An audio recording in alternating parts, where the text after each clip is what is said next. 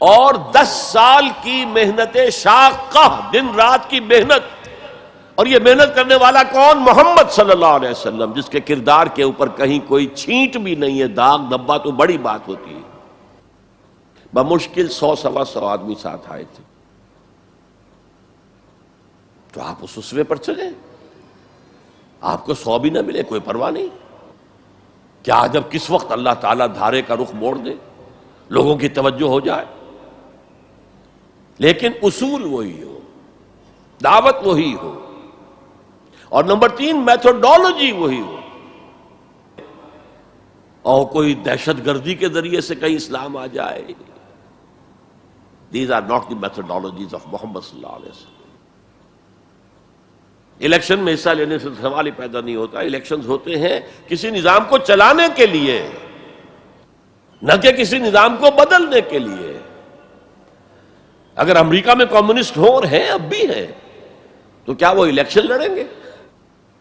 وہ تو انقلاب برپا کریں گے، کلاس کانشسنس پیدا کریں گے، ہیوز اور ہیو ناٹس کے درمیان ایک مغایرت پیدا کریں گے، پھر وہ ہیو ناٹس کو آرگنائز کریں گے، اور اگر آرگنائزیشن مضبوط ہو جائے تو سم ہاؤ اور دی ادر، بائی ہک اور by crook, they will change the system. انتخابات کے ذریعے سے سسٹم چینج نہیں ہوتا۔ تو میتھوڈالوجی آف محمد صلی اللہ علیہ وسلم، that is the must, we have to follow it. اس میں کس حد تک کامیابی ہو؟ حضور صلی اللہ علیہ وسلم ایک لائف سپین میں آپ نے سارا کام کر دیا۔ 10 برس میں تو بمشکل 125 آدمی ہاتھ آیا تھا، اور اگلے 10 برس میں ٹوٹل ریولوشن کمپلیٹ ہو گیا۔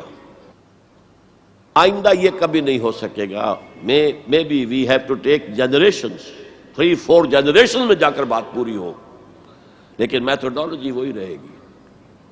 ٹائم فیکٹر جو ہے وہ بڑھ جائے گا، اور یہ عمل یقیناً کافی عرصے سے شروع ہو چکا ہے۔ وہ احساس میں آپ کے سامنے رکھ چکا ہوں، وہ احساس اب امت مسلمہ میں بڑے وسیع پیمانے پر ہے کہ اسلام صرف مذہب نہیں، دین ہے۔ دین اپنا غلبہ چاہتا ہے۔ دین تو ہوتا ہی دین تب ہے جب کہ وہ غالب ہو، دین مغلوب ہو گیا تو مذہب ہو گیا۔ اس اعتبار سے یہ احساس اب کافی بڑے حلقے کے اندر موجود ہے۔ البتہ میتھوڈالوجی کے بارے میں امت مسلمہ بھٹک رہی ہے ادھر سے ادھر۔ اقبال نے جو شعر کہا تھا کہ نشان راہ دکھاتے تھے جو ستاروں کو، ترس گئے ہیں کسی مرد راہ داں کے لیے۔ اللہ کا شکر ہے، میں اللہ کا شکر ادا کرتے ہوئے کہہ رہا ہوں، اور کسی خود ستائی کے جذبے کے بغیر کہہ رہا ہوں، اللہ نے مجھ پر سیرت محمدی صلی اللہ علیہ وسلم کو کھول دیا۔ جیسے میں نے پرسوں کہا تھا کہ ایک حدیث نے تاریخ کے ایک بہت بڑے صندوق کو میرے لیے کھول دیا۔ لَيَأْتِيَنَّ عَلَىٰ أُمَّتِي مَا أَتَىٰ عَلَىٰ بَنِي إِسْرَائِيلَ حَسْبَ النَّعْلِ بِالنَّعْلِ۔ میری امت پر بھی وہ سارے حالات وارد ہو کر رہیں گے جو بنی اسرائیل پہ ہوئے تھے، بالکل ایسے جیسے ایک جوڑے کی 2 جوتیاں ایک دوسرے کے مشابہ ہوتی۔ اسی طرح اللہ تعالیٰ نے سیرت النبی کو مجھ پر کھولا، میں نے اس کا انالیسس کیا، تجزیہ کیا، اور اس سے انفر کیا ہے، اور چیلنج کرتا ہوں۔ The process of a true revolution can be deduced, can be inferred only from the سیرہ of محمد صلی اللہ علیہ وسلم۔ اس کی وجہ کیا ہے؟ تاریخ انسانی کے باقی سارے انقلاب جزوی تھے۔ فرینچ ریولوشن میں صرف سیاسی نظام بدلا اور کچھ بھی نہیں بدلا، عقائد وہی رہے، اخلاق وہی رہے، معاشی نظام وہی رہا جو پہلے تھا، صرف سیاسی نظام بدلا۔ بولشوک ریولوشن میں معاشی نظام بدلا، باقی معاشرہ وہی تھا، سوشل ویلیوز وہی تھیں، وہی عیسائیت جو کی تو قائم تھی۔ صرف ایک ریولوشن ہے پوری ہیومن ہسٹری میں جس نے ٹوٹل چینج کیا، عقیدے بدل گئے، اخلاق بدل گئے، صبح و شام کے انداز بدل گئے، شب و روز کے نقشے بدل گئے، نظام بدل گیا، سیاسی نظام، نیا سیاسی نظام۔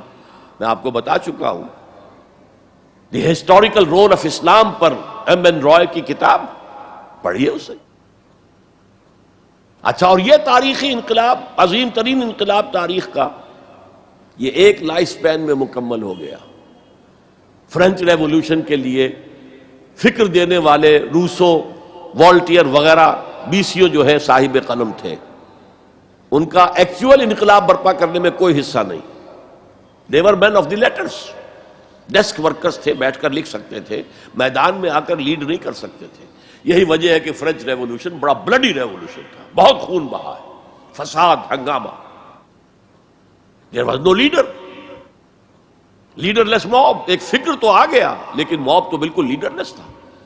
بولشوک ریولوشن کے اندر میں نے بتایا آپ کو، اس کا فکر دینے والے مارکس اور اینجلز، وہ تو جرمنی میں بیٹھ کر کتاب لکھی ہے اور وہ تکمیل اس کی ہے داس کیپیٹال کی انگلستان کے اندر. انگلستان میں آج تک وہ انقلاب نہیں آیا. یہ مونشوکس اینڈ بولشوکس نے رشیا کے اندر اور عین وقت کے اوپر آ کر لینن نے اس کی قیادت سنبھال لی، ہائی جیک کیا. ادروائز دی مونشوکس ور مور امپورٹنٹ. بہرحال یہاں یہ ہے کہ ایک شخص ہے، وہ ایک شخص سے دعوت شروع کر رہا ہے، تنکا لا کر اپنا گھونسلہ بنا رہا ہے، اور پھر وہی شخص جو اسٹریٹ پریچر تھا وہی آرمیز لیڈ کر رہا ہے.